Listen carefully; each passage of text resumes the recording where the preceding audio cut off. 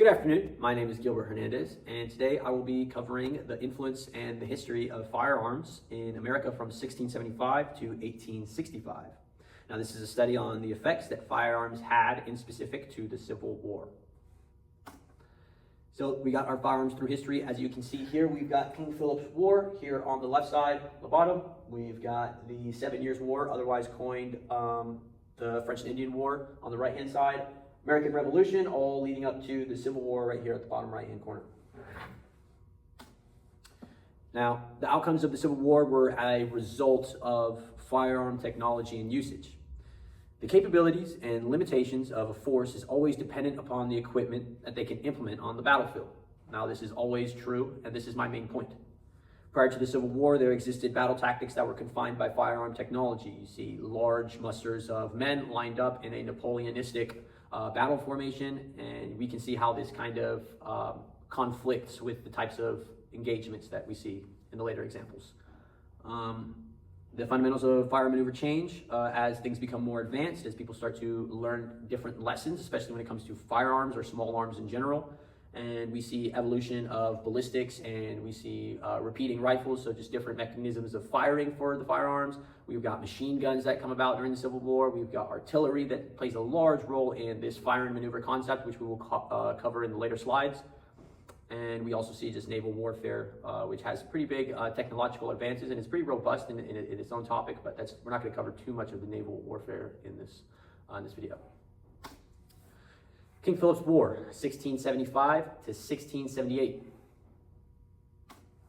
Now, the firearms of King Philip's War were mostly muskets. These were full-size muskets with smooth bores. They shot with flintlocks, and we see the most common ones, as you can see here, the doglock musket and the English lock musket. Now, a matchlock is pretty self-explanatory in its verbiage. It's a wick that lights the powder, which allows the projectile to be propelled from the barrel, while a flintlock uses a flint and steel, as you can see here. The flint hits the steel, ignites the powder, and then propels the projectile forward. The effective range of these are said to be about 75 to 100 yards. Now, that face value needs to be taken at half value because of the elements of war, right? For your nerves, for adrenaline, someone's charging at you, everything kind of changes. So that 100 yards more so is about 50 yards in terms of efficiency with that kind of accuracy. The conflict of 1675 was won by the English colonies. However, there were large casualties on both sides, and this is oftentimes due to the kind of beginnings of guerrilla warfare against these large opposing forces. And the Wampanoag natives were armed with muskets from trade. So these are we're seeing a force that has the ability and the capabilities to face this other force with firearms that are equal in nature. However, there's no unity to support sustained battle. Next, we have the 7 Years' War. We can see, still have flintlocks, we've got flintlock pistols, and we've got some rudimentary mortars. And so this is where we see the beginnings of artillery starting to really take a large, they start taking large steps with the artillery. So we've still got these muskets that are kind of privately owned, but we also got some factions that have standard issue muskets. At this point, because it's such a large-scale war, we've got formations and cavalries, and these formations, they face each other in pretty large decisive action. At the same time, this still develops into adopting the lessons learned from the conflicts prior with that guerrilla warfare against those formations. So we see flanking maneuvers, we see feinting maneuvers. Now we've got Frederick the Great battle tactics. Frederick the Great battle tactics were across the seas in the European scene of the war, and they are lessons learned for the factions for fast and decisive combat with just fast mobility through other forces. Once again, artillery takes a large leap into technological advancements during this time. The Austrian field artillery makeup and organization is leap years ahead of its time, and they're in support of France, the Prussian field artillery, and the British field artillery, their own organic ones in the British Army, kind of fall under and have to play catch up with the Austrians. The outcomes of the 7 Years' War. So the 7 Years' War resulted in victory and large lessons learned for these British forces. So the British forces are continuing to build their name and their stripes as the strongest army in the nation. Combat evolved via flanking maneuvers. We see use of artillery, and we see use of naval warfare. And this all once again will come together into the fire and maneuver aspect of combat and we'll cover that later on in another slide. Here we have the American Revolution from 1765 to 1783. Now, the firearms of the American Revolution, we see a lot of deviation from the norm according to those last two conflicts. We've got some technological advances that are attempted to break through the mold. However, the most commonly used weapons at the time, or in the case of infantry, were the smoothbore musket designs. At the same time, we also see the first implementations and the first appearances of rifles, or rifled muskets, we should say. We've got the Brown Bess is the standard issue. This is a smoothbore musket. However, we have the Ferguson rifle, and I'd like to take a second to talk about the Ferguson rifle. The Ferguson rifle is the first, I guess you could say, precision marksman rifle to hit a conflict and also be tied to a specialized unit for conflict. And once again, we've got specialized units and evolutions during this time. So we've got special units that are used for harassing and for scouting and for enveloping the enemy. So there's a concept of a main effort and a supporting effort. These examples of harassing and scouting and enveloping an enemy are supporting roles, while the main effort is going to be that frontline attacking in decisive combat with the other enemy's element of the frontline troops. So in certain aspects, in certain areas of the war, we see dissolvement of heavy forces into these smaller and more mobile forces, which creates the need for these specialized and more highly trained individual units. We've got light dragoons, which are light cavalry units that are that adopt that Frederick the Great battle tactic and use just mobile combat against the enemy. And then the Partisan Corps, also the same concept.